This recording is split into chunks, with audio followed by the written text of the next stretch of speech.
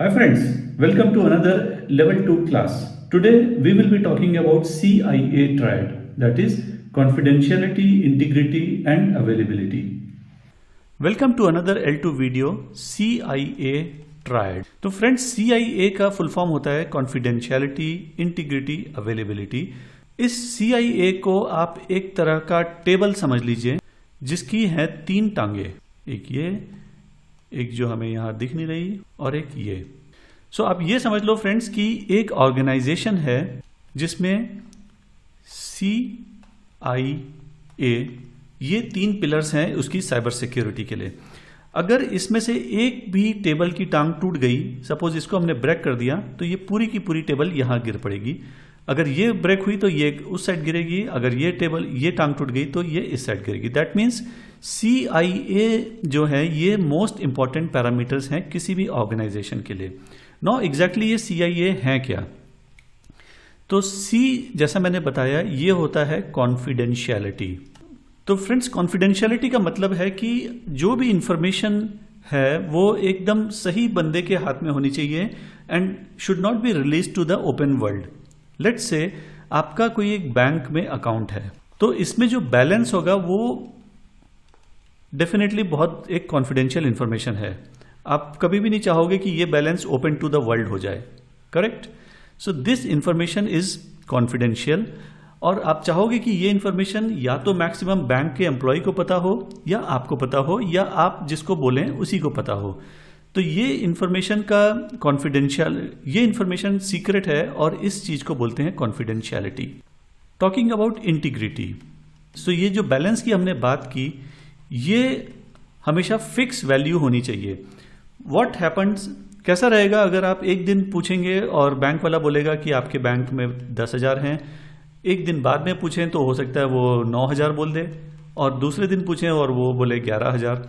तो डेफिनेटली ये इंफॉर्मेशन ऐसे चेंज नहीं होनी चाहिए अनलेस एंड अनटिल कोई एक वैलिड रीजन हो। तो इसका मतलब ये है कि इंफॉर्मेशन जो है वो हमेशा फिक्स रहनी चाहिए, अपने आप चेंज नहीं होते रहने चाहिए, and this is known as integrity. Going ahead about availability, so friends availability का मतलब होता है कि आप जब भी उस बैंक में जाएं, सपोज करो ये मैं एक बैंक में गया, तो ये इंफॉर्मेशन जो मुझे चाहिए वो हमेशा अवेलेबल होनी चाहिए। मतलब of course bank working hours में ही आपको जाना होगा, लेकिन जब मुझे ये इंफॉर्मेशन की जरूरत है तब ये इंफॉर्मेशन मेरे पास आ जानी चाहिए and this is known as availability.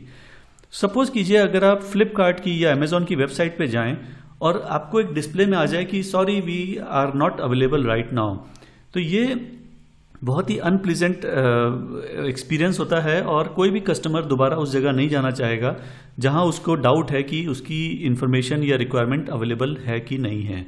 So availability should always be there for any organisation जो कि कॉम्पिटिटिव वर्ल्ड में एग्जिस्ट करना चाहता है। तो हमने समझा कि CIA जो है ये 3 बेसिक हीरोज हैं फिल्म के। हालांकि छोटे छोटे सब हीरोज और भी बहुत सारे आएंगे जो कि हम over a period of time learn करेंगे, लेकिन मुझे जो बताना था वो ये है कि ये CIA जो हीरोज हैं यही सबसे ज़्यादा अटैक किए जाते हैं बाय द हैकर्स। मतलब कि आपकी जो दुनिया में हैकर्स जो जाने जाते हैं ये बेसिकली या तो कॉन्फिडेंशियलिटी को अटैक करते हैं या इंटीग्रिटी को अटैक करते हैं या अवेलेबिलिटी को करते हैं या किसी कॉम्बिनेशन को करते हैं। सो हो सकता है वो ऐसा अटैक करें ताकि इंटीग्रिटी और अवेलेबिलिटी अफेक्ट हो जाए या कॉन्फिडेंशियलिटी एंड अवेलेबिलिटी या समथिंग। तो most of the attacks happens only focused on CIA। तो ये अटैक्स जो मैंने बताए यहाँ पे ये सब हम लोग डिटेल में आगे जानेंगे और कैसे इनसे बचाया जाए, कैसे इनको अगेंस्ट में इनके कंट्रोल्स सेट किए जाते हैं, इसके ऊपर भी वी विल शेयर इन्फॉर्मेशन।